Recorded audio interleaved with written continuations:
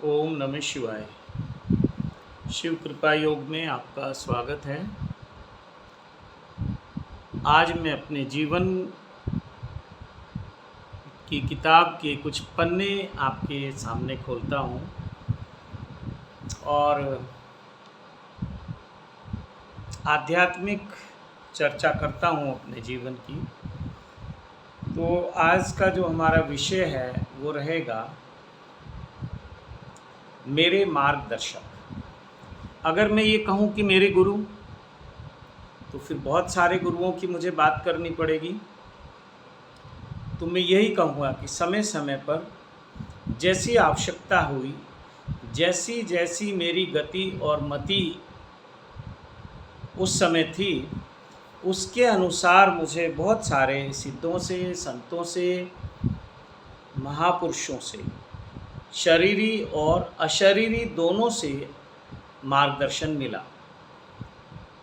और मैं इस नतीजे पे पहुंचा हूं कि लगभग जितने भी साधक हैं, 10% की बात तो मैं नहीं करता, लेकिन 90% लोग जो हैं वो जीवित गुरुओं से नहीं जुड़ पाते, या तो बहुत जो बिलो माइंड हैं, जो अभी अध्यात्म को समझते ही नहीं हैं, जिनकी सच पूछो तो कोई आध्यात्मिक यात्रा शुरू ही नहीं हुई है, ऐसे लोग किसी देहधारी गुरु से जुड़ जाते हैं और गुरु मंत्र लेकर वो निश्चिंत हो जाते हैं कि अब गुरु हमारी रक्षा करेंगे, गुरु हमारा मार्गदर्शन करेंगे।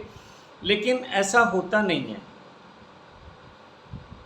दूसरे वो लोग होते हैं जो बियॉन्ड माइंड होते हैं, तो ये लोग भी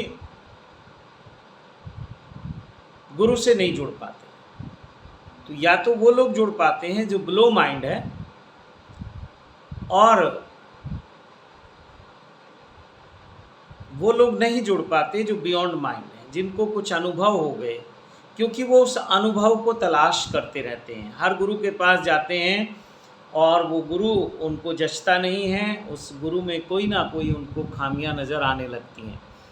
तो मेरे जीवन में बहुत सारे गुरुओं का या मार्गदर्शक कहें, बात एक ही है, उनका बड़ा सहयोग रहा, समय समय पे उनका मार्गदर्शन रहा। जैसे सबसे पहले तो मैं बात करूं, जैसे ही होश संभाला तो शिव भक्ति हमने शुरू की, शिव साधना शुरू की, शिव जी के व्रत करना, शिव जी के मंत्र का जाप करना, ओम नमः शिवाय का, शिव जी की जो मूर्ति हमारे घर में थी, सुबह शाम धूप बत्ती अगरबत्ती करना, कभी कभी आरती भी किया करते थे। उसके बाद शुरू हुआ हनुमान जी की। तो जैसे सभी लोगों के मन में एक धारणा होती है कि हनुमान जी हमारी रक्षा करेंगे, शिव जी हमारी रक्षा करेंगे, या जो भी हम देवी देवताओं की पूजा करते हैं वो सब करेंगे।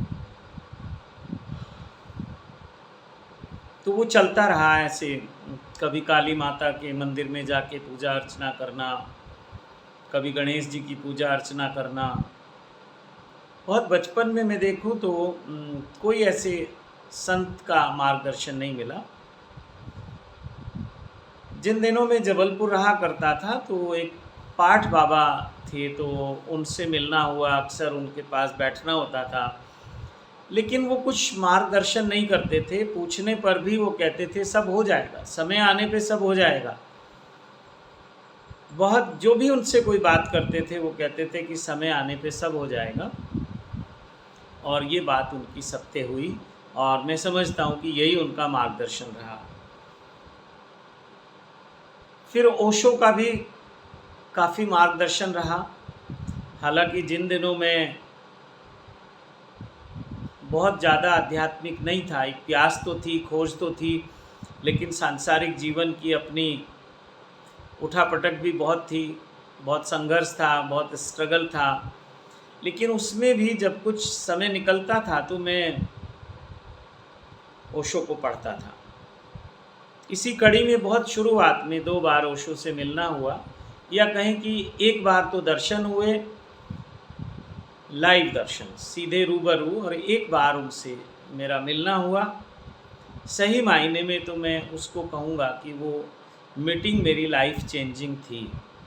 उसके बाद मेरे जीवन में बहुत बहुत तेज़ी से आध्यात्मिक यात्रा का विकास हुआ। और ये आप सब लोगों के जीवन की भी घटना है कि कहीं ना कहीं कभी ना कभी कोई संत आपको मिलता है, वो आपके भीतर इतनी प्यास जगा देता है कि फिर आप रोके से भी नहीं रुकते। तो फिर सांसारिक जीवन की मैंने कभी परवाह नहीं की और कुछ छोड़ने में देर नहीं लगाई। कई बार अच्छे खासे अपने बिजनेस को छोड़ दिया अध्यात्म के मार्ग पे चलने के लिए। और जीवन में एक यही आकांक्षा रहती थी कि कभी एक पूर्ण रूप से सन्यासी का जीवन जीना है। और उसकी तैयारी गृहस्थ में रहते हुए, संसार में रहते हुए, व्यापार में रहते हुए शुरू हो गई थी। मैंने अपने आप को छोड़ दिया था, जैसा मैं आज हूँ उसी ढंग से मैं रहने लगा था। और सभी लोग स्वामी जी कहने लगे थे। तो और जब भी कोई कहता था कि स्वामी जी, तो याद आती थी अपनी कि मेरे अपने प्रति क्या जिम्मेदारी है, क्या दायित्व है। तो वो यात्रा मेरी चलती रही। इसी कड़ी में महाअवतार बाबा जी के मुझे बहुत बार दर्शन हुए और महाअवतार बाबा जी का मार्गदर्शन मिला, नीम करौली वाले बाबा जी का मार्गदर्शन मिला। कुछ समय में शिरडी वाले साईं बाबा के भी मंदिर गया, उनसे 2-3 बार उनके यहाँ जाना हुआ। और आपको हैरानी होगी कि जैसे महाअवतार बाबा जी या ओशो या नानक देव जी, भगवान बुद्ध, कबीर साहब, संत रविदास, ऐसे बहुत सारे संतों का मैंने आह्वान किया। तो उसी कड़ी में शिरडी वाले साईं बाबा भी थे। और उन दिनों तक मैं जानता नहीं था कि ये नीम करौली वाले बाबा जी हैं। उनके भी अक्सर जब मैं आह्वान करता था तो उसमें बहुत सारे संतों का आगमन होता था, उनका आशीर्वाद मिलता था और मार्गदर्शन भी मिलता था। कुछ समय बाद तो ऐसा होने लगा कि जब मैं ध्यान की गहरी अवस्था में होता था तो रूबरू उन सिद्धों के रूबरू होता था और सीधे सीधे मुझे उनसे संकेत मिलते थे, जो कि आज तक भी जारी है। अभी भी जब मुझे कहीं कुछ कोई ऐसा लगता है कि अब मुझे रास्ता नहीं दिख रहा है या मैं क्या करूं क्या नहीं करूं, तो उस समय मुझे इस पूरे ब्रह्मांड से सहायता मिलनी शुरू हो जाती है। और मैं यही प्रार्थना करता हूं कि ब्रह्मांड में उपस्थित सभी देव शक्तियों से, सभी सिद्धों से, सभी सिद्ध संतों से, सभी सिद्ध गुरुओं से प्रार्थना करता हूं कि मेरा मार्गदर्शन करें। और तुरंत मुझे मार्गदर्शन मिल जाता है। और किसी भी प्रकार की कोई सहायता चाहिए हो, चाहे वो धन से संबंधित हो या वो किसी व्यक्ति से संबंधित हो या कुछ अज्ञात से संबंधित हो, वो सब सहायता मिलनी शुरू हो जाती है। तो मेरा कहने का भाव ये है कि हर साधक ये चाहता है कि मुझे मार्गदर्शन मिले। और जीवित गुरु के पास जो सचमुच प्रज्ञावान साधक है वो ठहर नहीं पाता, वहाँ यात्रा बहुत स्लो है। या तो आपका समर्पण हो जाए तो बहुत फास्ट है, बहुत तेज़ी से आप ग्रो करते हैं। लेकिन अगर श्रद्धा नहीं है, बस केवल आप किसी संत के पास हैं और आप ऐसा सोचते हैं कि वो मार्गदर्शन करेंगे, नहीं, वो आपको कसौटी पे कसते हैं और वो आपकी परीक्षाएं लेते हैं। तो उसमें आप कहीं परीक्षाएं देने के लिए आप तैयार नहीं होते और आप जल्दी से निकल जाते हैं। तो ऐसा सभी साधक चाहते हैं कि उनको मार्गदर्शन मिले, महाअवतार बाबा जी का मिले। और बहुत सारे जो महापुरुष हैं, सिद्ध पुरुष हैं, देव शक्तियाँ हैं, उन सब का उनको मार्गदर्शन मिले। लेकिन ऐसा होता नहीं है, वो निराश हो जाते हैं। और मैंने जो देखा कि उसका एक मुख्य कारण ये है कि या तो आप इतने आगे निकल गए कि अब आपको देहधारी किसी गुरु की आवश्यकता नहीं है, किसी परंपरा से जुड़ने की आवश्यकता नहीं है और किसी एक मिशन को फॉलो करने की आवश्यकता नहीं है। आप सबके लिए खुले होते हैं। तो उस अवस्था में आप किसी एक से नहीं जुड़ पाते, वहाँ सबका आपके मन में सम्मान रहता है और सभी से आपको मार्गदर्शन मिलता है। लेकिन फिर भी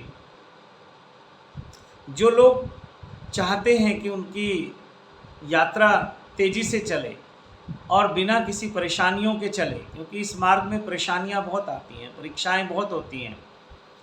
और कभी कभी मैंने देखा कि साधक को थोड़ा सा अपने ऊपर, अपनी साधना पे, अपने होने पे, अपनी भौतिक संपदा पे, कई बार ऐसा देखा है कि कुछ साधक हैं कि वो बिल्कुल बहुत ही साधारण अवस्था में थे, लेकिन धीरे धीरे उनके पास धन आ गया, जो भी संसार में हमारी पद और प्रतिष्ठा होती है वो सब आ गई, तो वो कहीं ना कहीं थोड़ा सा उनमें अहंकार आ जाता है, गुरूर आ जाता है। और कभी कभी वो गुरु को भी कह सकते हैं कि चैलेंज करने लगते हैं। उनको लगता है ना मुझे किसी गुरु की आवश्यकता है और ना मुझे किसी साधना की आवश्यकता है, ना किसी ध्यान की आवश्यकता है। कुछ कई तरह से भटकाव आता है जीवन में। तो मैंने ये देखा कि जीवित गुरु से जुड़ना बहुत मुश्किल है। हाँ, जब गुरु शरीर से चला जाता है उन परंपराओं से जुड़ना बहुत आसान हो जाता है। अब जैसे मैं बात करूं कि शिरडी वाले साईं बाबा, तो शिरडी वाले साईं बाबा की अब एक परंपरा है, एक उनकी समाधि है। लोग समाधि पे जाते हैं और वो इस उम्मीद से जाते हैं कि कुछ चमत्कार हो जाए और हमारे जीवन में कुछ भौतिक संपदा इकट्ठी हो जाए, कुछ हमारी मनोकामनाएं पूरी हो जाएं।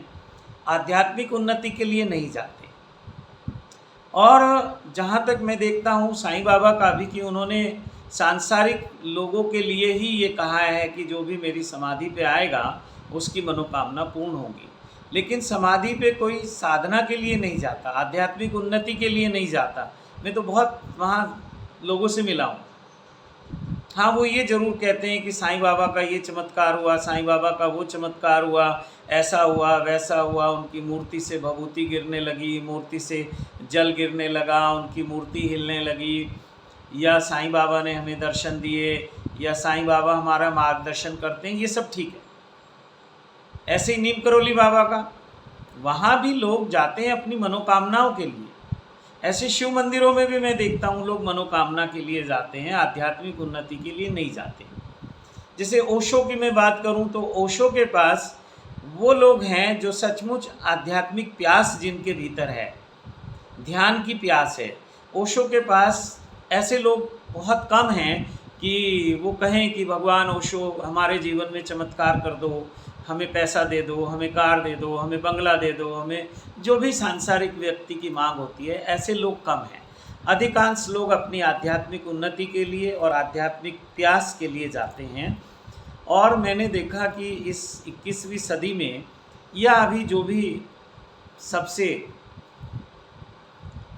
कहना चाहिए कि नए हैं, नूतन हैं और सनातन हैं, वो ओशो हैं। जैसे गुरु नानक देव जी लगभग 500 साल पहले हुए, तो ओशो को तो अभी लगभग 34 साल हुए हैं। 90 में वो चले गए शरीर से। लेकिन जैसे और महापुरुष आज विद्यमान हैं, नानक देव जी हैं, साईं बाबा हैं, नीम करोली बाबा हैं, महाअवतार बाबा जी हैं, और बहुत सारे संत विद्यमान हैं इस अस्तित्व में, ब्रह्मांड में। और वो उन सब साधकों की सहायता करते हैं जो आध्यात्मिक मार्ग पे चलना चाहते हैं। और आध्यात्मिकता पे लगभग सब चलना चाहते हैं, लेकिन उनको पता नहीं है। तो वो सांसारिक कहते हैं अपनी इच्छाएं, मनोकामनाएं कि पहले ये पूरी हो जाएंगी तो फिर हम ध्यान करेंगे, ये पूरी हो जाएगी तो फिर हम साधना करेंगे, ये हमारी मनोकामना पूरी हो जाएगी तो फिर हम भी तीर्थों में जाएंगे, संतों का सत्संग करेंगे और उनके साथ रह के साधना करेंगे। ऐसा चलता है। तो वो संत करुणावश आपको सब कुछ देते चले जाते हैं जो आप सांसारिक रूप से मांगते हैं। चाहे वो ओशो हों, नीम करोली वाले बाबा हों, या महाअवतार बाबा हों, या शिरडी के साईं बाबा हों, या और भी बहुत सारी परंपराएं हैं। चाहे वो भगवान शिव हों, भगवान कृष्ण हो, राम हो, जिस भी इष्ट को, जिस देवी देवता को, जिस संत महापुरुष को आप मानते हैं, वहाँ से आपकी मनोकामनाएं पूरी होने लगती हैं, इच्छाएं पूरी होने लगती हैं। लेकिन बहुत लोगों का ऐसा अनुभव है कि हम पूजा, प्रार्थना, साधना, ध्यान, जप, तप, अनुष्ठान बहुत करते हैं, लेकिन लाभ नहीं मिलता। तो मैं एक ही बात कहकर अपनी बात को छोटा करना चाहूँगा, क्योंकि ये बात बहुत बड़ी है, बहुत लंबी है। तो एक तो मैं ये कहूँगा कि मेरे जीवन में अनेक संतों का मार्गदर्शन रहा और आपके जीवन में भी रहा है। आप माने या ना माने, हो सकता है आप किसी एक संत को लेके, किसी सिद्ध को लेके कट्टर हो गए, या आप उनके जाने के बाद उनको अपना गुरु मानने लगे, या उनकी मूर्ति लगाकर आप उसकी पूजा करने लगे, या जो भी आप हैं वो तो आप देखिए, ऐसे लोग बहुत ज़्यादा हैं। लेकिन अगर आपको सचमुच मार्गदर्शन चाहिए उन सिद्धों से, उन संतों से, उन अशरीरी जो भी महापुरुष हैं, सिद्धात्माएं हैं, अगर उनसे मार्गदर्शन चाहिए तो किसी जीवित गुरु की उंगली आप पकड़ लो।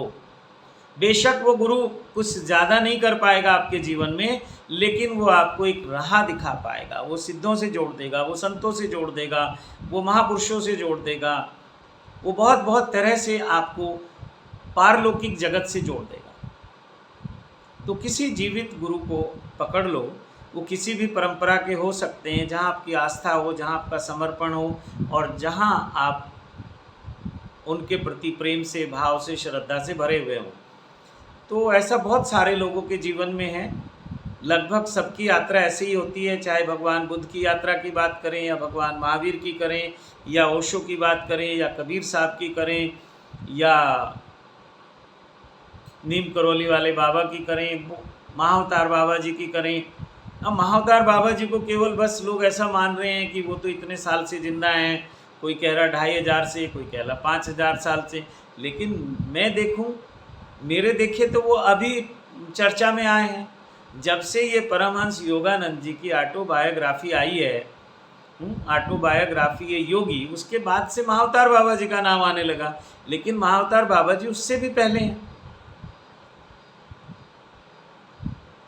उससे भी बहुत पहले से हैं, और बहुत सारे सिद्ध हैं, बहुत सारे संत हैं।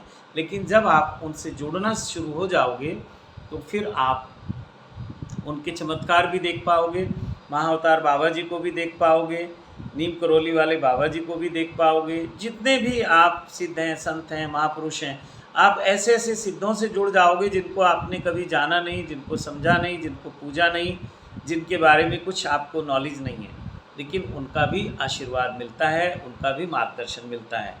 तो सिद्धों की एक परंपरा है, हम बहुत अलग अलग ढंग से देखते हैं, लेकिन वहाँ वो सब एक है। लेकिन साधक के जीवन में सबसे बड़ा अभिशाप क्या बनता है? जब वो किसी मिशन को लेके, किसी गुरु को लेके कट्टर हो जाता है।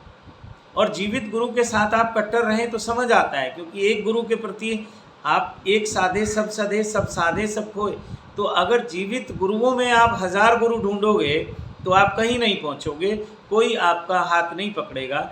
जीवित गुरु जब तक है तो आप एक से जुड़े, लेकिन जब गुरु शरीर से में चला गया, शरीर में नहीं है, अशरीरी हो गया, तो अशरीरी तो बहुत सारे लोग हैं, बहुत सारे गुरु हैं, बहुत सारे संत हैं, बहुत सारे सिद्ध महापुरुष हैं, तो वो सब एक हैं, वहाँ कोई भेद नहीं है। लेकिन जब आप कट्टर हो जाते हैं तो आपका मार्ग अवरुद्ध हो जाता है।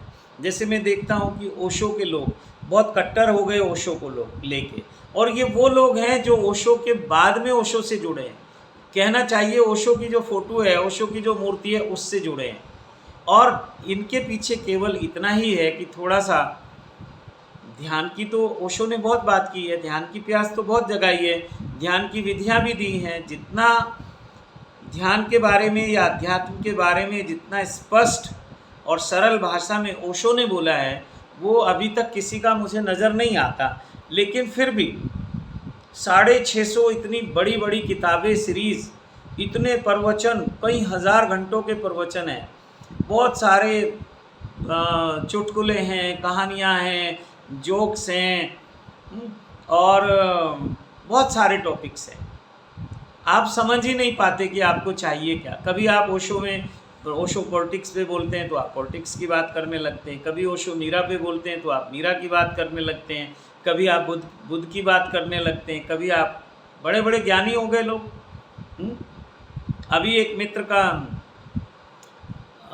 एक मैसेज आया, एक ओशो के लोगों का, ओशो मित्रों का एक ग्रुप मैंने बनाया हुआ है, और ओशो से मेरा बहुत गहरा लगाव है, प्रेम है, और मैंने ओशो को खूब नज़दीक से पढ़ा है, सुना है, जिया है, उनका साक्षात्कार किया है। प्रत्यक्ष रूप से भी और अप्रत्यक्ष रूप से भी, यानी कि शरीरी रूप में भी और अशरीरी रूप में भी। तो वहाँ किसी ने लिखा कि कोई साधक थे, उनकी मृत्यु हो गई, और वो शायद मध्य प्रदेश के हैं, उन्होंने लिखा है। और उनके साथ जो लोग थे, किसी आश्रम में वो 10 दिन थे, और जो साधक मित्र उनके साथ थे, यानी ओशो सन्यासी, ओशो प्रेमी साथ थे, उन्होंने लिखा है कि वो कोई मदद नहीं कर रहे हैं और मुझे बहुत दुख हो रहा है। तो मुझे याद आया, क्योंकि आए दिन ये लोग भेजते रहते हैं कि अप दीपो भवा, ओशो ने ऐसा कहा कि अप दीपो भवा, बुद्ध ने ऐसा कहा अप दीपो। अभी इनका अपना दीपक जला नहीं, अप दीपो भवा का मतलब इनको पता नहीं, लेकिन ज्ञान इतना बांटते हैं जिसका कोई जवाब नहीं। तो मैंने उनको यही लिख दिया, तो वो तिल मिला गए, और मैंने कहा कि कोई यहाँ कोई किसी की मदद नहीं करता, अप दीपो भवा, आप अपनी मदद स्वयं करें। तो बड़े नाराज़ भी हुए, तिल मिला गए। फिर मेरे पास वहाँ नैनीताल के एक ओशो आश्रम का नंबर था, वो मैंने उनको भेजा, और मैंने कहा कि आप यहाँ संपर्क करिए, हो सकता है आपकी कोई मदद हो जाए। तो उन्होंने किया, फिर धन्यवाद भी भेजा। तो यहाँ ऐसा ही है। आप सोचें कि आप ओशो के हो गए तो ओशो के लोग मदद करेंगे, बिल्कुल नहीं करेंगे। आपकी अपनी यात्रा है, उनकी अपनी यात्रा है। और अगर आप यही ग्रुप बना के, समाज बना के आप चाहते हैं वो मदद करें, तो फिर ये चल ही रहा है, फिर आप नए कहाँ हैं। तो मैं ओशो में भी देखता हूँ कि लोग वही करने लगे जो और परंपराओं में करते हैं, जो कृष्ण प्रेमी करते हैं, जो राम प्रेमी करते हैं, जो शिव प्रेमी करते हैं, यानी कि वो चाहते हैं कि हमारा भी एक समाज है। तो अब ओशो के लोग भी कहते हैं हमारा एक समाज है। तो ये बहुत बड़ा खतरा है, और ऐसे लोग सुनते किसी की नहीं, क्योंकि ओशो ने इतना बोल दिया, जबकि बोलने के लिए कुछ है नहीं। ओशो खुद कह रहे हैं कि जो मेरे 2 शब्दों के बीच में गैप है, वो मैं बोल रहा हूँ, वो मेरा संदेश है, तो उसको कोई पकड़ता नहीं। ओशो के कोटेशन, ओशो की लाइनें, ओशो के प्रवचन आए दिन लोग भेजते रहते हैं, फेसबुक पे, व्हाट्सएप पे, यूट्यूब पे। इनको ये समझ नहीं आ रहा है कि ये सब तुम्हारे लिए है, औरों के लिए नहीं है। जिसको प्यास है वो खोज लेगा, वो ढूंढ लेगा ओशो ने क्या कहा, और जिसकी जैसी वृत्ति है, जैसा उसका चित्त है, जैसा उसका मन है, वो उसी के अनुसार ओशो को सर्च करेगा। तो मेरा तो अनुरोध है सब लोगों से कि बहुत सारे आपके मार्गदर्शक होते हैं, कह सकते हैं बहुत सारे आपके गुरु होते हैं, और भगवान बुद्ध ने भी कहा कि मेरे अनेक गुरु हुए। 24 की तो उन्होंने बात की, मैं कहता हूँ बहुत सारे रहे होंगे। दत्तात्रेय जी महाराज ने ऐसे ही कहा, करपात्री महाराज ने ऐसे ही किया, ओशो ने भी ऐसे ही कहा। हालांकि ओशो ने ये नहीं कहा कि मेरे गुरु, लेकिन उन्होंने कहा कि वो मेरे मित्र रहे। मित्र का मतलब भी गुरु ही होता है। ओशो ने कहा है कि गुरु जो है वो तुम्हारा मित्र होता है। ओशो ने कहा कि मैं तुम्हारा सखा भी हूँ और मैं तुम्हारा गुरु भी हूँ, यानी तुम्हारा मित्र भी हूँ, तुम्हारा गुरु भी हूँ।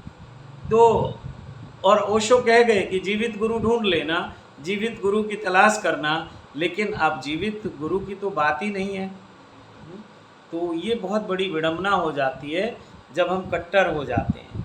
आप बस इतना ध्यान रखना कि आप किसी भी महापुरुष के पास, चाहे ओशो हो, चाहे बुद्ध हो, महावीर हो, महाअवतार बाबा जी हो, आप किस लिए आए थे?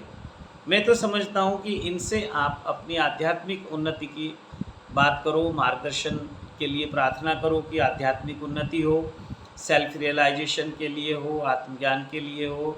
तो इस तरह की प्रार्थनाएं हमारी सुनी जाती हैं। और महाअवतार बाबा जी हों, या नीम करौली वाले बाबा जी हों, या कोई और बाबा जी हों, वो सब हमें आध्यात्मिक रूप से विकसित करने में मदद कर सकते हैं।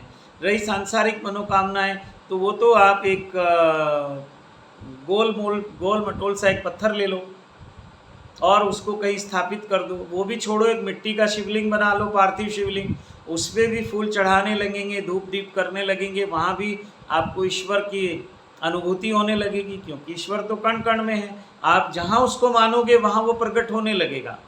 तो उसके लिए तो आपकी श्रद्धा होनी चाहिए। वो ओशो भी आपकी मनोकामनाएं पूरी करेंगे, वो महाअवतार बाबा जी भी करेंगे, वो नीम करौली वाले बाबा जी भी करेंगे, लेकिन नहीं, आपकी आध्यात्मिक उन्नति सबसे मुख्य है, और उसी की तलाश में आप सिद्धों के, संतों के, महापुरुषों के पास जाते हैं। तो मेरे जीवन का तो अनुभव रहा कि मेरे शरीरी अशरीरी बहुत सारे मार्गदर्शक रहे, बहुत सारे गुरु रहे, और बहुत सारे रहे, इसलिए मैं किसी एक का नाम विशेष रूप से लूँ तो फिर वो थोड़ा सा दूसरों के प्रति एक बेईमानी होगी, और वो मैं करना नहीं चाहता हूँ। बहुत सारे सड़क चलते लोगों ने भी मार्गदर्शन किया, बहुत सारे फक्कड़ों ने भी मार्गदर्शन किया, बहुत सारे आम लोगों ने भी मार्गदर्शन किया।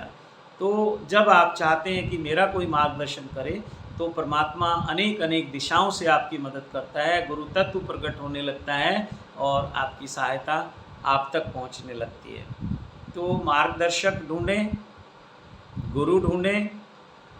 गुरु ढूंढने के साथ ये एक वो हो जाता है कि फिर आपको रुकना पड़ता है एक गुरु के पास। तो अगर आपका समर्पण है, आपका प्रेम है, आपकी श्रद्धा है, आपको भरोसा है अपने गुरु पे, देहधारी गुरु की बात कर रहा हूँ, तो आप रुकना। और जब आपको मुक्त होना हो तो उनके पास जाके मुक्ति का आशीर्वाद ले लेना, मुंह मत मोड़ना। मुंह मोड़ोगे तो आप फिर कहीं भटक सकते हो। गुरु का आशीर्वाद हमेशा आपके काम आता है। आप जाओ और गुरु से मुक्ति का आशीर्वाद प्राप्त करो, फिर किसी और गुरु के पास चले जाओ, फिर किसी और गुरु के पास चले जाओ, फिर लौट के आना है तो लौट के आ जाओ। अगर गुरु सही मायने में आपका गुरु है तो वो हमेशा आपका स्वागत करेगा।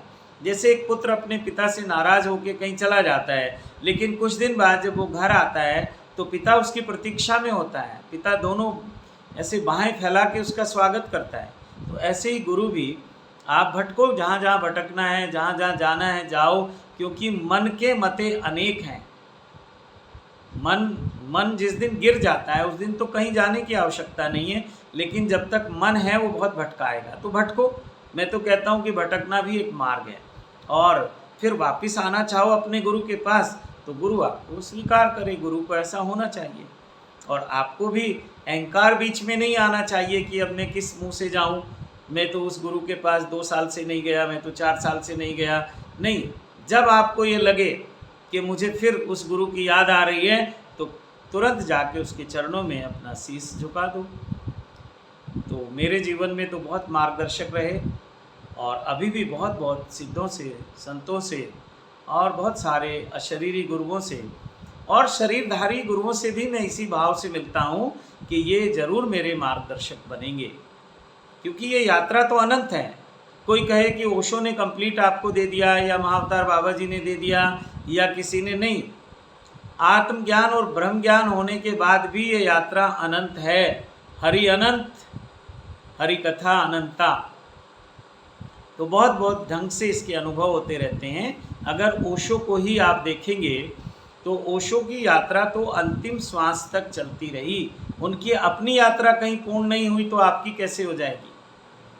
तो ठीक है, इसी के साथ आप सबको कोटि कोटि प्रणाम करता हूँ, सबको नमस्कार करता हूँ और आशा करता हूँ कि आप अपने मार्गदर्शक की तलाश अवश्य करते रहेंगे। और अगर कोई देहधारी गुरु ऐसा मिल जाए कि जो आपके जहाँ विचार मिलते हों, मन मिलता हो, तो वहाँ आप जुड़ जाएं। तो वो कहते हैं कि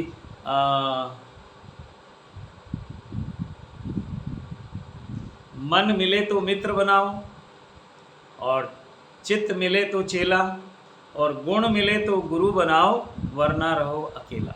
फिर से सुन लो, मन मिले तो मित्र बनाओ, चित्त मिले तो चेला और गुण मिले तो गुरु बनाओ वरना रहो अकेला। तो इसी के साथ आप सबको बहुत बहुत शुभकामनाएं देता हूँ आध्यात्मिक पथ पर आगे बढ़ने के लिए और सांसारिक और आध्यात्मिक दोनों प्रकार की उन्नति के लिए आपको सभी सिद्धों के, सिद्ध संतों के, सिद्ध गुरुओं के और ब्रह्मांड में उपस्थित सभी देव शक्तियों के आशीर्वाद देता हूँ। ओम नमः शिवाय, ओम नमः शिवाय।